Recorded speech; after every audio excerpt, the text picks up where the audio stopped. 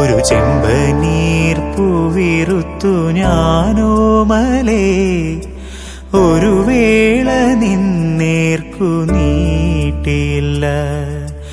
എങ്കിലും എങ്ങനെ നീയറിഞ്ഞു എന്റെ ചെമ്പനീർ പൂക്കുന്നതായി നിനക്കായി, സുഗന്ധം പരത്തുന്നതായി നിനക്കായി. പറയൂ നീ പറയൂ, പറയൂ